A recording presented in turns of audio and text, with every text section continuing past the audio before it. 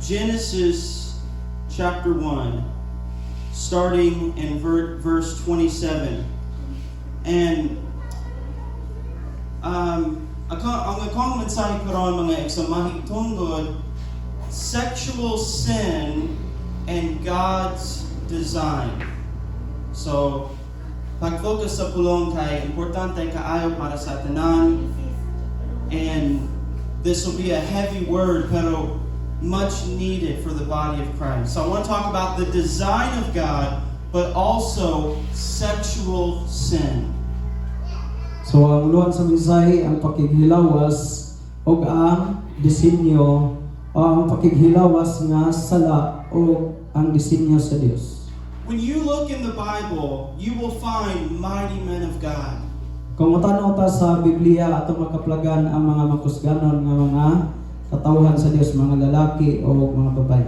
But many of them fell because of their lust for women. Apan kadaghanan kanila napakyas tungod sa ilang mga pangibok sa mga babae. Now, David was a man after the heart of God. Si David siya usa ka tawo nga diin sulusama kasing-kasing sa Dios. He never turned to idolatry. Wala gayud siya mo simba ngadto sa mga Dios. He never walked without faith. Wala siya maglakaw nga walay pagtuo. He was a man of worship. Siya ang tawo nga masimbahon. But one day on the roof of the palace, Usa niya nagkadlaw samtang dito siya sa ataas sa palasyo. he sees a woman bathing. Nga diin nakita niya usa ka babae nga naligo. And he falls into sexual sin. O din siya nahulog ngadto sa usa ka makilawason nga sala. Now, in the Proverbs, the Bible says that many mighty men fall because of this. Sa panultihon nagaingon dito nga diin daghan ang mga makusganon nga mga lalaki, mga katawhan nga diin nahulog na nga klase sa sala. But before we talk about sin, Pan sa dili pa ta magasulti may tungod sa sala. I want to talk about the design of God. Na gusto na ko nga isulti kaninyo unsa man ang disenyo sa Dios. God is the one who created marriage. Kaya ang Dios siya nga di nagamugna o kaminyoon. Amen? Amen. And it is a gift of God for a husband and a wife to have a marriage relationship. O kini usa ka gasa sa Dios ngadto sa mga tag-usa ka asawa o bana nga diin sila sa ilang diha sa ilang kaminyoon. Amen. So Genesis 1:27 and 28. So God created man in his own image. In the image of God, he created him. Male and female, he created them. Verse 28, then God blessed them, and God said to them, be fruitful and multiply, fill the earth and subdue it, have dominion over the fish of the sea, and over the birds of the air, and over every living thing that moves on the earth. So, kinsa mo basa verse 27 and verse 28.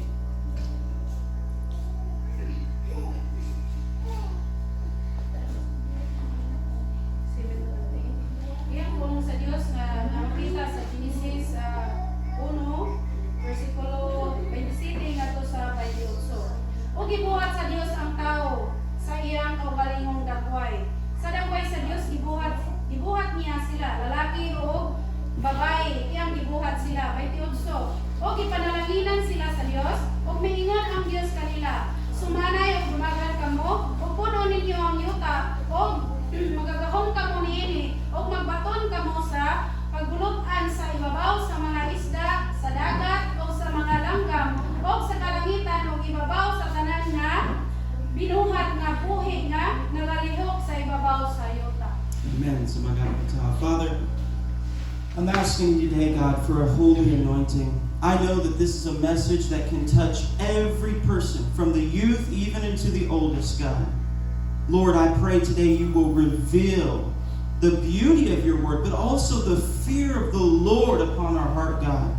For those who are married and for those who are single, as they await the purpose and plan of God, that they can escape the snare of the devil and this wicked sin that traps so many today. But also, God, that you will help them to hear the love and the mercy of God. for those who have fallen. Lord God, I cannot preach this unless you give me a great boldness and the wisdom of God in Jesus' name. Amen. Amen. Now, number one, God created man in His own image. So una, ang Dios nagbuhat sa babae ug lalaki sumala sa iyang dagway. There is no other creation in this world that was created in the image of God. Wala gyud lain nga binuhat nining kalibutan nga diin sama sa dagway sa Dios. People have the unique ability to have a saving relationship with the Lord. So ang katawhan aduna sila pinasahi nga diin abilidad nga diin sila nga adunay relasyon ngadto sa Ginoo. Now, tanawa sa mga ero, ang Diyos na higugma kanila, pero dili or wala, He did not die for them. Amen? Jesus died for us. So nahigugma siya sa mga hayop pero wala ni niya ingon nga mao gyud Now, ipakamat siya. God loves all of His creation, Ang Dios nahigugma sa tanan niyang mga binuhat. but we are the people of God. Apan kita mao ang katawhan sa Dios. Amen? Now, it said God created them male and female. So naging siya nga ang Dios nagbuhat kanila babae ug lalaki.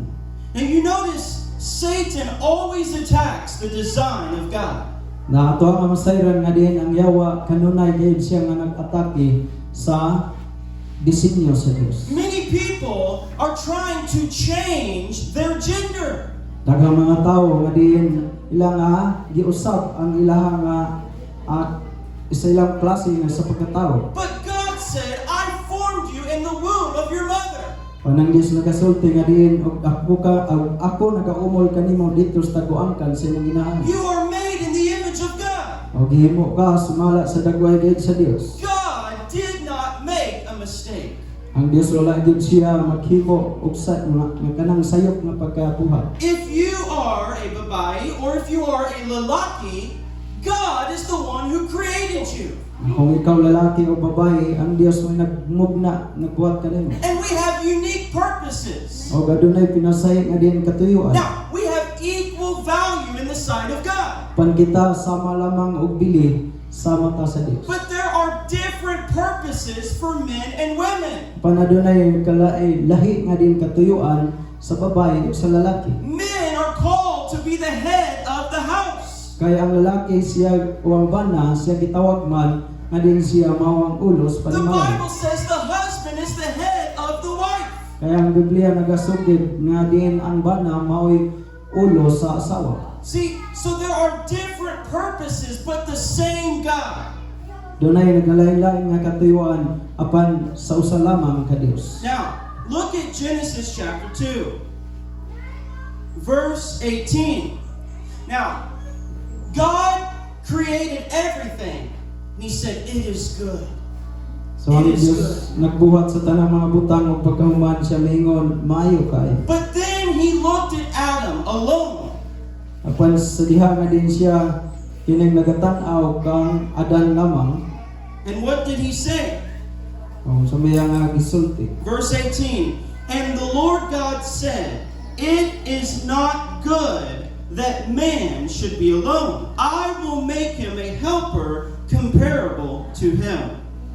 So ang iya nga gisulti ngadto sa lalaki nga si Adan, mingon siya nga dili maayo nga ang tawo mag-inusara. Pagabuhatan ko siya og katabang nga angay kaniya. So, mga asawa, tell your husband, it's not good for you to be alone. So inay imong bana nga diday maayo nga nag-inusara ka. God gave me to you. Kaya ang Dios kining hatag kanako nga na kanimo. Amen? Amen. Praise God. So now look at verse 21 and verse 21 hangtod verse 25. And I'll let Pastor read since it's to us. Genesis 2:21 ngadto sa 25. O gipahinadok ni Jehova nga Dios si Adam og nakatulog siya unya mikuha siya og usa sa iyang mga gusok o gitakpan niya ang unod sa dapit niini. 22. O ang kusog nga gikuha ni Jehova nga Dios gikan sa tawo gibuhat niya nga usa ka babayi. Og iyang gidala siya ngadto sa lalaki. 23. Og miingon si Adam, kini mao karon ang bukog sa akong mga bukog ug unod sa akong mga unod. Siya paganganlan nga babayi kay gikuha siya gikan sa lalaki. 24. Tungod niini ang lalaki magabiya sa iyang amahan o sa iyang inahan o mongipon siya sa iyang asawa o sila mahimong usa ka unod. 25. Og silang duruha ang mga hubok, si Adam o ang iyang asawa o sila wala mga ulaw. Amen. Now, there was one man, and out of that one man, God created Eve from his rib. So sa lang ka kining tawo apan ang Dios nagabuhat og babayi gikan sa usa sa gusok ni Adan. So from one, God made two. So gikan sa usa ang Dios naghimo yani nga duha. But what does God say about marriage? So apan unsa may gisulti sa Ginoo mahitungod sa kaminyo. The two shall become one.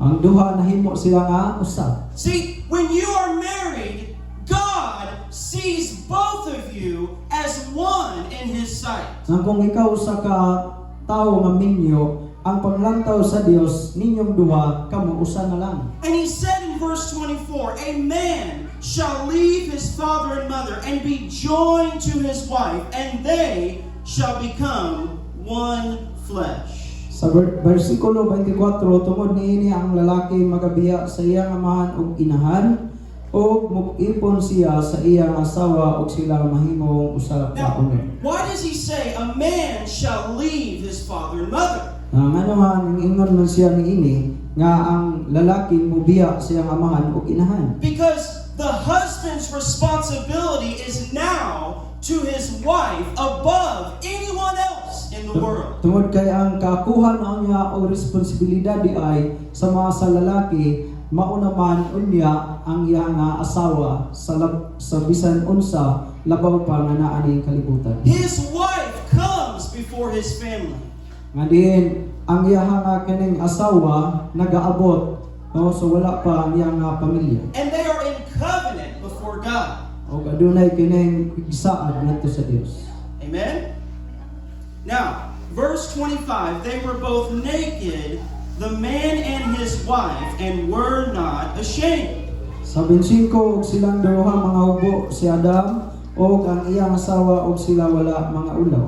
Now, so God sa sinugdanan, walay kaulaw, walay sala.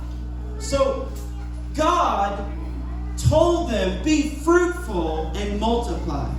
So sukad sa sinugdan wala gayoy sala. Muna nga ang Dios nag-ingon kanila pag mabungahon kamo og pagdaghan. So, the intimacy between a husband and a wife was given by God. Og ang kining relasyon ngadto sa lalaki og sa babayi kani diay siya hinatag sa Dios. And in the confines of marriage, it is a godly thing. Og sa diha nga diin sila ana mas kaminyoon kini siya usa ka Diosnon nga butang. Now, go to Hebrews chapter 13, verse 4. This is God's word. Hebrews 13, verse 4. Marriage is honorable among all, and the bed undefiled. But fornicators and adulterers, God will judge. Hebrehanon 13:4 Himuan ninyo nga ang panagtiayon makabaton sa pagtahod sa tanan ug himuan ninyo nga ang higdaanan sa panagtiayon dili mahugawan kay ang Dios magasilot ra sa mga makilawason ug mga mananapaw. Look at the design of God. Natanawa ang disenyo sa Dios. Adunay kalainan. God said, marriage is honorable in all, and the bed undefiled. So ang Dios nagaingon nga diin ang kaminyoon insya nga dalahuron o diin gitamod sa tanan og angay nga di mahugawan. The bed is undefiled Nga diin ang higdaanan dili mahugawan. because it's a covenant and it's the design of God. Tungod sa pakigsaad og disenyo sa Dios. But look what he said, Adonai kalainan. Upon God will judge fornicators and adulterers. So adunay kalahian kaya ang Dios magasilot ra sa mga makilawason o mananapaw. Many times we take a gift of God and we destroy it because of sin. So daghang mga panahon nga din nagadawat ta og gasa gikan sa Dios apan kini siya na atong giguba. That's what we do when we step outside of marriage.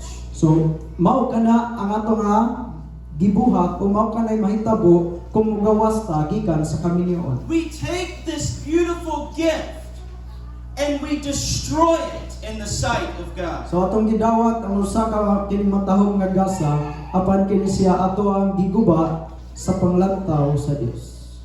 Now, look at 1 Corinthians chapter 7.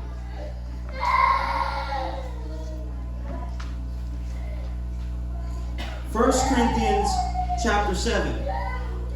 So, verse 1 until verse 5, the Word of God says, "Now concerning the things of which you wrote to me, it is good for a man not to touch a woman.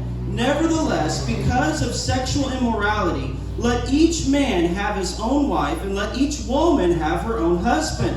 Let the husband render to the wife the affection due her, and likewise also the wife to her husband. The wife does not have authority over her own body, but the husband does. And likewise the husband does not have authority over his own body, but the wife does. Do not deprive one another except with consent for a time, that you may give yourselves to fasting and prayer, and come together again, so that Satan does not tempt you because of your lack of self-control." Unang Korintos City, 1:5. Karon may tungod sa mga pangutana sa inyong sulat kanako, maayo unta alang sa lalaki ang dili pagpakigduol o babay. 2. Apan aron sa paglikay sa tintal sa pakighilawas, ang matag usa ka lalaki kinahanglan magabaton og iyang kaugalingon o kaugalingong asawa, o ang matag usa ka babayi mata magabaton og iyang kaugalingong bana. 3. Ang bana kinahanglan magatugyan ngadto sa iyang asawa sa angay sa magtiayon, maingon man ang asawa ngadto sa iyang bana. 4. Kaya ang asawa dili mao ang magbuot sa kaugalingong lawas niya, kundi ang iyang bana. Maingon man usab ang bana dili magabuot sa kaugalingong lawas niya, kundi ang iyang asawa. 5. Ayaw kamo pagdumiliay ang usa sa usa gawas, kung pinaagi sa panagsabot alang sa usa ka panahon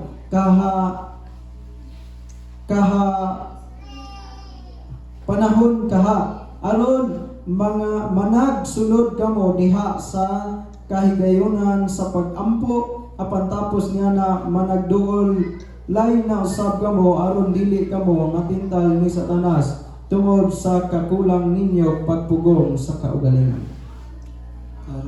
Now, look at verse 3.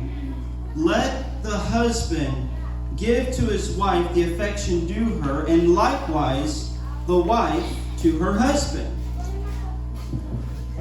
Sa versikulo 3. Ayon siya diri nga, ang bana kinahanglan magatugyan ngadto sa iyang asawa sa angay sa magtiayon, maingon man ang asawa ngadto sa iyang bana. So, this is not just for having children. So dili lamang kini aron makabaton sa anak. God O said, give each other affection. Nagingon ang Dios nga din ihatag ang inyong ang matag-usa kaninyo. Look at verse 4. The wife does not have authority over her own body, but the husband, and likewise the husband does not have authority over his own body, but the wife. Sa 4 kay ang asawa dili mao ang magbuot sa kaugalingong lawas niya, kundi ang iyang bana maingon man usab ang bana dili magabuot sa kaugalingong lawas niya kundi ang iyang asawa. Now, he says in verse 5, do not deprive one another unless with consent that you may give yourself to fasting and prayer. Sa versikulo 5 nagingon to, ayaw kamo pagdumiliyay ang usa sa usa gawas kung pinaagi sa panagsabot alang sa usa kapanahon kaha aron managsunod kamo diha sa kaygayonan sa pagampo. So, pagampo o pagpuasa. So he said, kung adunay panahon, nga ikaw, imong asawa, imong bana, that you give yourself sa pagampo, sa pagpuasa, okay ra. Pero, gawas ni ini, or outside of that, he said, do not deprive each other. So ingon siya nga din kung gawas nini siya ayaw kamo pagdumiliyay. Look what he said. Come together again so that Satan does not tempt you because of your lack of self-control. Now, mga ekson, mao kini ang pulong sa Dios. Amen? Amen. This is God's word. Amen. Now, look at Proverbs chapter 5. Now, we're still talking about the good part. We're talking about marriage. We haven't even started talking about the sin. Amen? I want you to see that this is beautiful when you are married. So gani siya nagasulti ta may tungod pa sa kamilyon.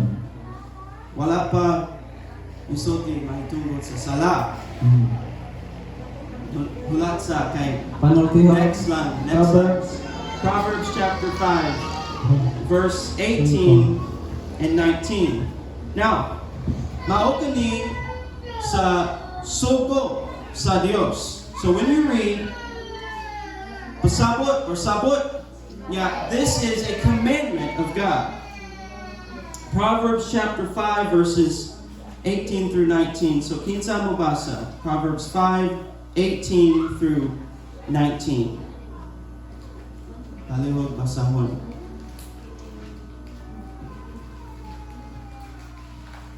Yung pulong sa Diyos na makita sa Panultihon, Kapitulo 5, versikulo 18 hanggang sa 19. Papanalangini ang imong kuburan o pagmalipayon diha sa asawa sa imong pagkakataon.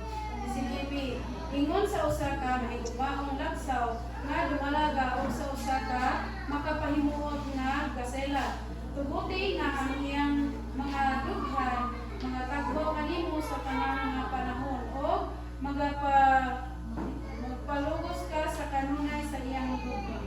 Now, God desires that a husband and a wife would share a passionate love, a sacrificial love. Not that we would get married and then become selfish and stray apart from one another, but that our love would grow in the grace of God. So dili nga nagsulod das kaminyon aron mahimota nga kaning aghinakog sa kaugalingon kun dili magtubo hinuon diha sa gugma. Sama sa imong relasyon nato sa Dios. It should grow as time goes by. Nga din kini siya kinahanglan nga motubo sa mag-aabot ang dugang nga panahon. When we come to Christ, Sa diha nga din kita naana ni Kristo. we have that first love. So nakabaton ta og unang gugma. But as the time goes by, our love grows deeper unto the Lord. So sa nangabot ang kining mga panahon nga diin ang atong relasyon sa Ginoo gugma nagkalalo. When a man and a woman begin to date and then they get married, there is that first love. Sa diha ang babae o kining lalaki, so adunay kining kanang pag-date nila dayon hangtod nga niabot sila sa milyon. There is a first love. Adunay gitawag nga unang gugma. But in Christ, that love should grow deeper and stronger as the years go by. So diha ng Kristo, kinahanglan day nga kini siya magakalalom, magakahugot ang atong nga gugma samtang magadugang ang panahon. But husbands and wives have to work in your marriage. Nga din, ang bana dayo kining asawa, nga din aduna day sila, kin silang duha day amo trabaho sa ilang nga Now, kamingaon. no marriage is perfect. Wala gyud kamingaon na hingpit. Amen? Pero, ang Diyos kauban ninyo. Ang Diyos adunay dakong plano para sa inyong marriage, inyong pamilya. Matuo ka? Matuo mo? Amen? Mao kini sa saad sa Diyos. Now, he said here, rejoice with the wife of your youth. So naging sa diri nga pagkalipay sa kauban sa imong asawa panahon sa imong pagkabatan. And then in verse 19, as a loving deer and a graceful doe, let her breast satisfy you at all times and always be enraptured by her love. Ang sa 19 ingon sa usa ka mahigugmaong lagsaw nga dumalaga og sa usa ka makapahimuot nga gasila tuguti nga ang iyang mga dughan magatagbaw kanimo sa tanang mga panahon o magapahugos ka sa kanunay sa iyang gugma. Now, how many of you know about the book Song of Solomon? So pila ba kaninyo nga kining nagabasa gayud nahibalo sa libro sa awit ni Solomon? It's a whole book about the love between a husband and a wife. So kaning mga tibuok nga din libro nagasulti may tungod og gugma sa bana ug asawa. In the first two verses, the woman says, "Let him kiss me with the kisses of his mouth." So sa kining mao nga naguna nga mga bersikulo, so imong mabasa din nga tuguti ako nga diin magahalok kanimo diha sa imong abi. And in chapter 3, she wakes up and he's not there. O sa kining kapitulo 3 siya nahigmata unya iyang nakaplagan nga wala na siya diha. And she said, "I will search for the one that I love." Og nagingon siya og iyang ipangita ang usa nga din iyang higugma. And I found him and I would not let him go. Og sa diha nga iya siyang makaplagan o nakaplagan, dili na niya tugutan nga mahilayo. And I brought him into my chamber. Og din iyang gidala ngadto sa iyang alawa. So God speaks about the relationship of marriage many times in the Word of God. So ang Dios nagasulti may tungod sa relasyon sa kaminyoon sa makadaghan gayud nga higayon. Now, let's talk about 3 sexual sins as we go into the part about sin. So magasulti ko may tungod sa tulo ka mga bahin may tungod sa sala nga klases pakiglawas. Now, number 1 is adultery. So una is ang pagpanapaw. Exodus 20 verse 14, don't commit adultery. So sa Exodus 20:14 siya ayaw kamo pagpanapaw. Now look at Proverbs chapter 6. Sa panultihon kapitulo 6. So, what is adultery? Nga unsang meaning nga pagpanapaw? This speaks specifically to marriage. Kini siya gisulti alang gayon diha lang sa kaminyoon. Pakihilawas is usually about those who are not married, but adultery is usually about those who are married. So, ang pakighilawas kalamitan gihimo ngadto sa mga mga naginusara o din wala sa kaminyoon. Or ang pagpanapaw siya gihimo siya ngadto sa mga minyo na. Now, Proverbs 6 verse 27 until verse 35. So, I'm going to let Pastor read this because it's Proverbs 6 verse 27 until verse 35. So taas, pero it's importante. Amen? The Bible says, these things will destroy your soul. 27. Yeah, verse 27 until the end of the chapter. Praise God. So panultihon 6:27 ngadto sa katapusan nga bersikulo ani kapitulo. Makadala ba ang usa ka tawo og kalayo sa iyang sabakan og ang iyang mga sapot dili ba masunog? 28. Kung makalakat ba ang usa ka tawo ibabaw sa mainit nga mga baga o ang iyang mga tiil dili ba mapagtong? 29. Busa siya nga moadto sa asawa sa iyang isig katawo bisan kinsa nga makapanghilabot kaniya dili gayud makagawa sa silot. 30. Ang mga tao dili magatamay sa usa ka kawatan kung siya mangawat aron sa pagtagbaw sa iyang kaugalingon sa diha nga siya pagagutomon. 31. Apan kung siya hidakpan magauli siya sa 7 kapilo nga gidaghanon. Siya magahatag sa tanan niyang magmanggad sa iyang balay. 32. Siya nga makapanapaw sa usa ka babay mao'y tawong walay salabutan. Siya nagabuhat niini aron sa paglaglag sa iyang kaugalingong kalag. 33.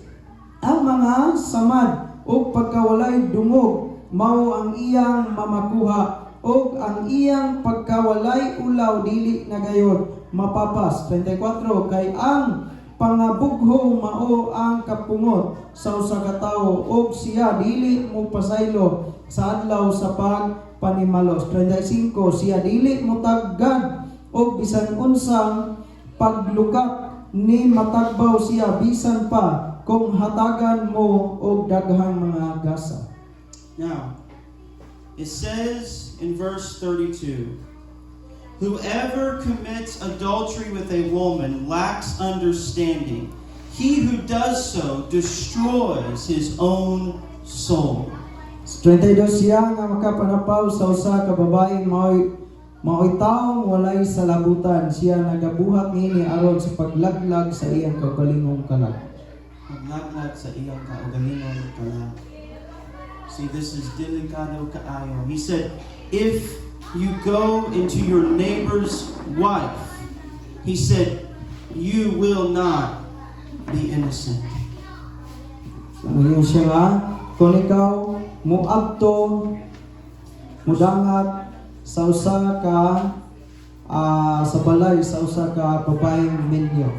Now, notice he said, if someone steals to satisfy their hunger, men will not despise them, though they have to restore what they stole.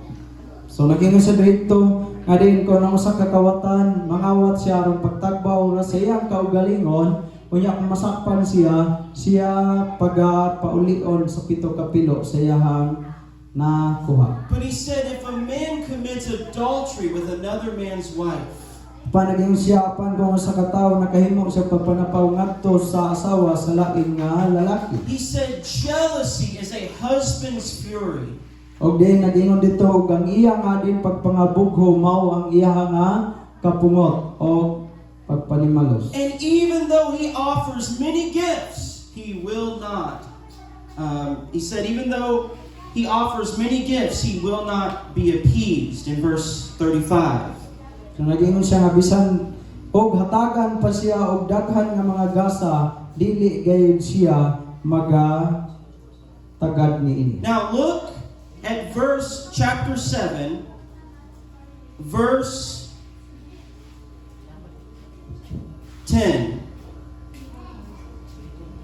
And there met him a woman with the attire of a harlot and a crafty heart. She was loud and rebellious. Her feet would not stay at home. At times, she was outside in the open square, lurking at every corner. So she caught him and kissed him. With an impudent face, she said to him, I have peace offerings with me. Today I have paid my vows. So I came out to meet you diligently to seek your face, and I have found you. And then verse 18, come, let us take our fill of love until morning. Let us delight ourselves with love. For my husband is not at home. He is gone on a long journey. Now I want Pastor just to read verse 18 and verse 19 for time's sake. Yeah, 18 and 19.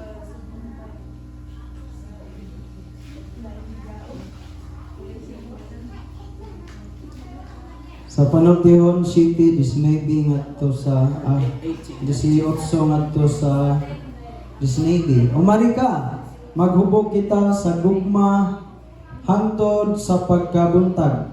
Managlipay kita sa atong kaugalingon sa mga gugma. 19. Kaya ang akong lalaki wala sa balay, siya tuwa sa halayong panaw. Now, this is a sinful woman. So kini siya usa ka din makasala nga babae. And the Bible said she grabs this man and she kisses him.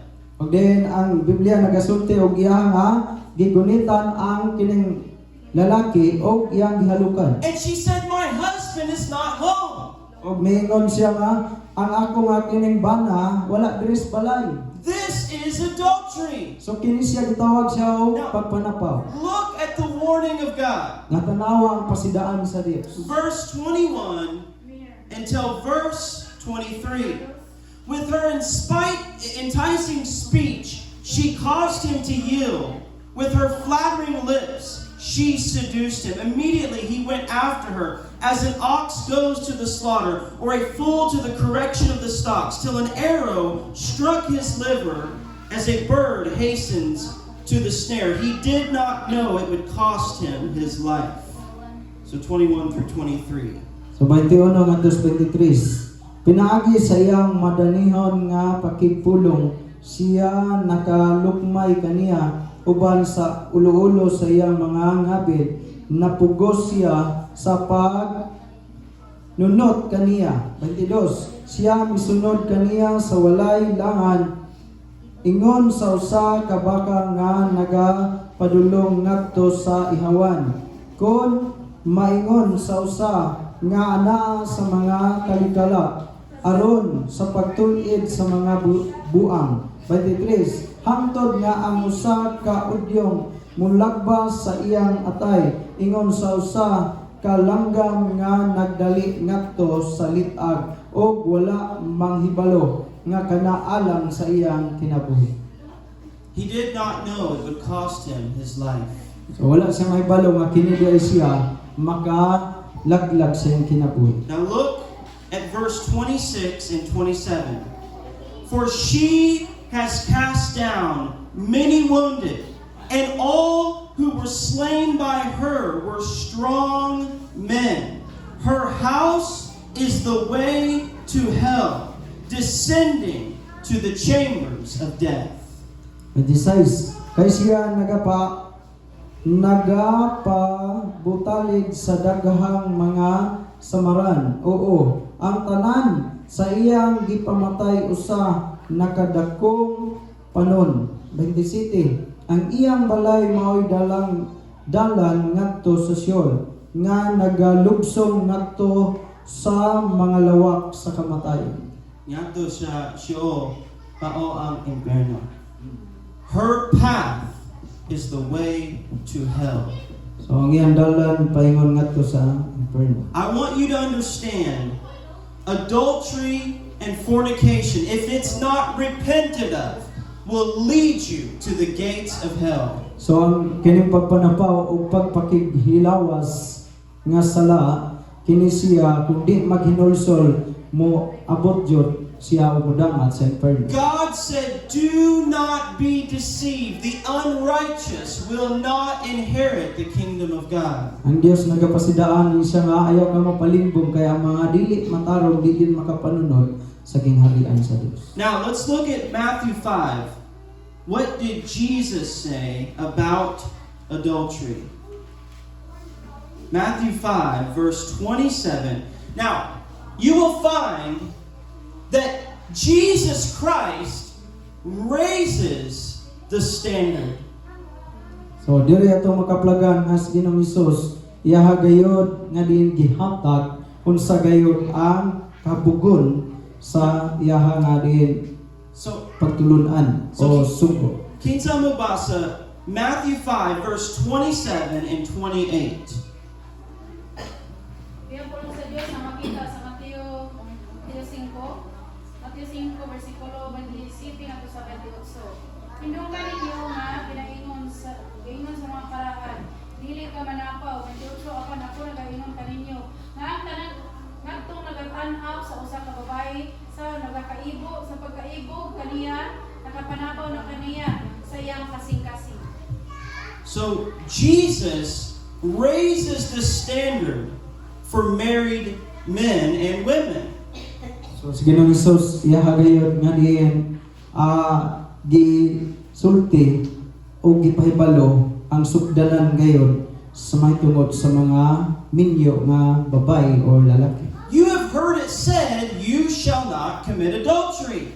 So naging siya nakadungog ba mo nga kaniadto nagaingon nga ayaw ka mo pagpanapaw. But I say to you that if you look at a woman to lust for her in your heart, you have already committed adultery with her in your heart. So naging siya sa 28 apan sultihan ko kamo nga bisan kadtong magatan-aw babae uban sa pagkaibog kaniya nakapanapaw na kaniya diha sa sulod sa iyang kaugalingong kasing-kasing. Now, I don't know the Messiah word, but in English the word is pornography. So kaning mga mahugaw nga lantawon. Mga bana, mga asawa, what are you looking at on your phone? Din mga bana o asawa sa diyang maglantaw mo sa inyong mga cellphone. Bisan sa Instagram, sa Facebook, Bisan sa Facebook. you must guard your eyes. So kinahanglan nga bantayan ang atong mga mata. If you're looking and lusting in your heart, God says it is sin. Nga diin sa magatan-aw ta nga dunay uban nga diin mga pangibog nga naa sa ato nga kining mata. So ato nga bantayan tungod kay kini siya sala. That's why we must protect our marriages. Mao ka nang hinungdan nga kinahanglan nga diin ato protektahan ang kaminyo. We must shut the door to sin in our life. Ang kinahanglan day ato nga sirhan ang pultahan sa sala diha sa atong kinabuhi. Amen. Now, fornication, number 2, fornication. So ikaduha is pagkighilawas. Let's go to 1 Corinthians chapter 6. 1 Corinthians chapter 6. So, this is for those who are not married. You're single, and you should not be having sex outside of marriage. So kini siya alang sa mga tagsaanon nga diin dili makighilawas. Now, 1 Corinthians 6, verse 18 until verse 20. So, kinsa mo basa verses 18 until verse 20. So 20. Praise God. Basahan.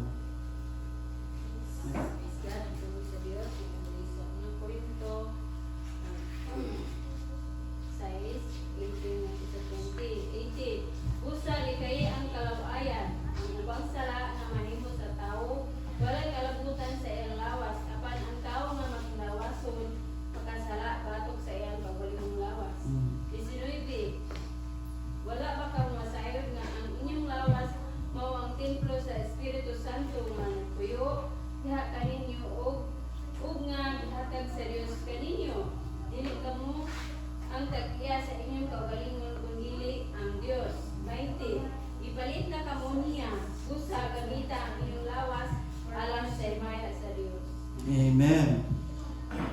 God says, flee or run fast from sexual immorality. So naging diri ang Dios likay ang pakighilawas ang tanang ubang sala nga pagabuhaton sa tao ang naara sa gawas sa iyang lawas. Look at the warning.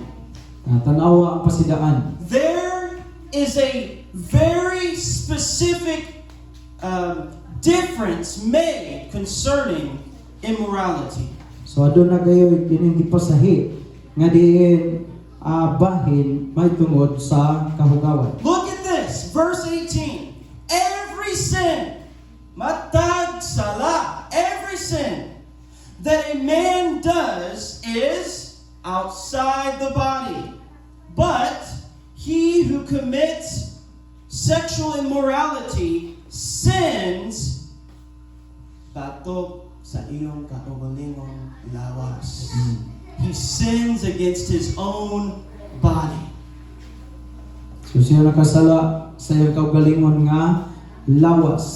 Every other sin outside the body. So matag sala nga din gawas sa lawas. Alcohol, Sa kining pag-inom sa makahubog, liars, pagbakak, cursing. kining pagpanghimaraot. He said all of this, it's outside the body. Ang ingon siya nga kining tanan. So gawas sa lawas. Now look what he said in the verse 20. Therefore, glorify God asa diha sa imong lawas o sa imong espiritu. Dili lamang sa imong espiritu, pero sa imong lawas usa. Glorify God in your body. Amen? Amen. Your body belongs to God. Amen. Atong lawas iya sa Dios. Mga batanon, this word is for you. Alam ka ninyo. Kay you will face temptation. Amen? Amen. You must stand by faith. Amen. So kinahanglan nga mo barog kita diha sa pagtuo. Labi na gyud sa mga batanon tungod kay mag-atubang og dagan nga mga tentasyon. Amen. Now where do we see someone fleeing from sexual immorality? So ngano nga diri nagingon nga kinahanglan makita nga mo palayo gikan sa kahugawan. Si Joseph. Si Jose atong makaplaga niini. Dito sa Genesis. Kay the Bible said, guwapo kaayo siya. Very good looking. Sama si Pastor Mike. Praise God. Amen. Glory to God. But so the wife of Potiphar, the Bible said, day by day she tried to tempt Joseph. So ang asawa ni Potiphar matag adlaw gyud nagatintal kang Jose. Now, Joseph was not married. Si Jose dili siya minyo. And he was a slave at this time. So ana nga panahon na siya usa ka ulipon o binihan. But he said, how can I sin against God and against my master? So niana si Jose unsaon nako nga diin pagpakasala batok sa akong Dios ug sa akong Now, agaw. his Potiphar's wife, her heart was burning with lust for Joseph. Og ang asawa ni kining Potiphar adin labihan ang iya nga din kaibog ngadto kang Jose. And one day she grabbed him, but the Bible said he ran away and left his coat in her hand. Og din usa niya kadlaw iya nga kining gibira si kining si Jose. Now, so we need to be very careful. The Bible even speaks about Job that he made a covenant with his eyes. So ang Biblia nagasulti may tungod usab ngadto ka kining ho nga di naghimo o kining mao nga kasabutan. Now, if you're a young person especially, you're waiting for marriage.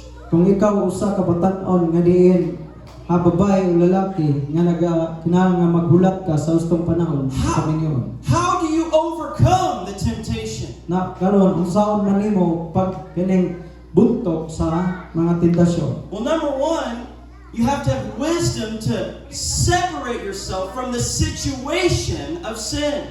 Una kinahanglan nga makabaton ta og kaalam nga diin mo distansya diay ta di ana mao nga dapita nga klase sa sala. If you're a young man, a young woman, and you're dating, you shouldn't be alone late at night. So kung usa ka kabatan-on, babae ug lalaki nga din sa inyo nga din pag kuyog-kuyog, so dili kay kini kamulang gyud panahon nga tibok gabi Yeah, but Pastor, we're not doing anything wrong.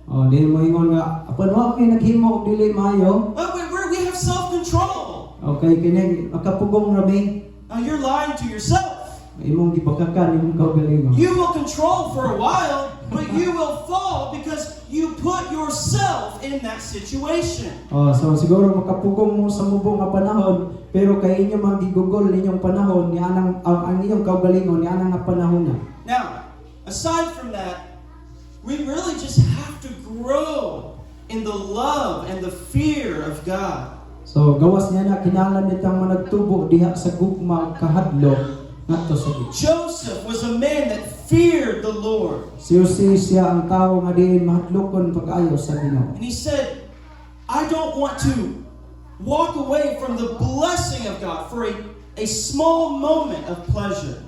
So niingon siya nga dili siya gusto nga malayo sa mga panalangin sa Dios sa mubo lang nga kalipayan. Amen?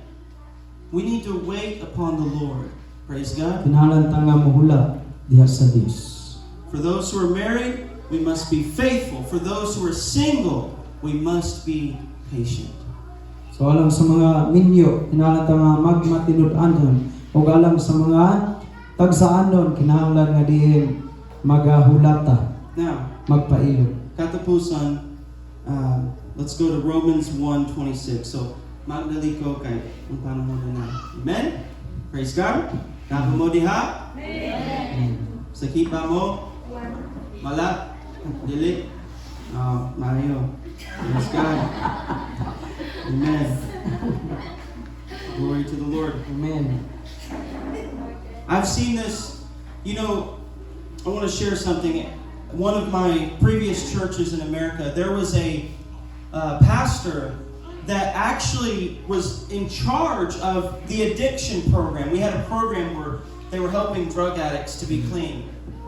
So dito sa simbahan nga diin akong giganan sa Amerika. So dunay usa ka gisaligan aron nga motabang ngadto itong maong mga katawhan nga diin mga drug addict. And for many years, he was married, he has kids, he served in the ministry. Hindi na siya sa buluhaton sa daghang katuigan na siya asawa na po siya mga anak. But then people started to see him with another woman in public.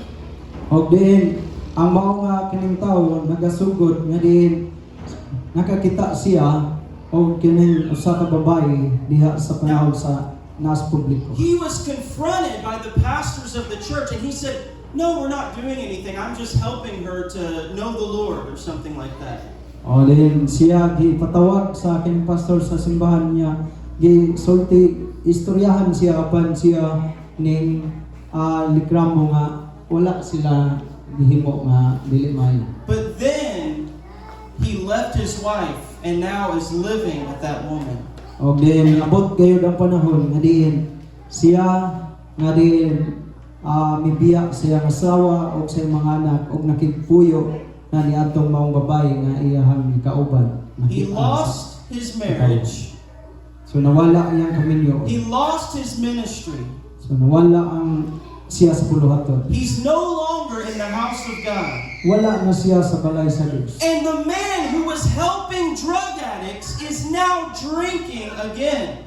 Og ang maong tawo nga diin siya unta mutabang sa mga gumon sa ginabiling tambal karon siya naibalik nga sa bisyo o kahilayan. This is why the proverb said she has cast down many strong men. Nga diin mao kini ang gisulti diri sa panultihon nga diin daghang mga higayon nga diin ang mga kusgan nga mga tao so nahilayo. Now, so katapusan by him quickly, homosexuality, sexual sin. So sa ikatulo mao kini gitawag og pakighilawas sa isig ka lalaki o isig ka babae. Now, Romans 1:26 until verse 27. For this reason God gave them up to vile passions. For even their women exchanged the natural use for what is against nature. Likewise also the men, leaving the natural use of the woman, burned in their lust one for another. Men with men, committing what is shameful. and receiving in themselves the penalty of their error, which was due. So, klaro kaayo. Roma 1:26 taas. Tungod niining maong hinungdan gitugyan sila sa Dios ngadto sa mga pangibog nga makauulaw. Ang ilang mga kababain-an na nag-usab sa kagamitan nga tiunay sa ilang pagkababayi ngadto sa kagamitan nga supak sa kinaiya. 27 og sa mao usab nga paagi ang mga lalaki na nagbiya sa ilang tiunay kalabutan ngadto sa babayi og nangaut-ot diha sa ilang pangibog alang sa usag-usa mga lalaki sa masig ka lalaki managunay sa pagbuhat sa makauulaw og na nagpaka-agom diha sa ilang kaugalingon sa balos nga angay sa ilang pagkadautan. 28 ug kay na nagdumili man sila sa pag-ila kaniya ingon nga Dios, sila gitugyan sa Dios ngadto sa pagpanghuna-huna nga dautan o sa paggawi nga dili angay. 29 sila napuno sa tanang matang sa pagka dili matarong pagkadautan, kadalo, paghimaraot, sila puno sa kasina, pagbuno, pagiglalis, lansis, kangilad, sila mga tabian. 30. Malibakon, madungtanon sa Dios, mapasipalahon, mapahitason,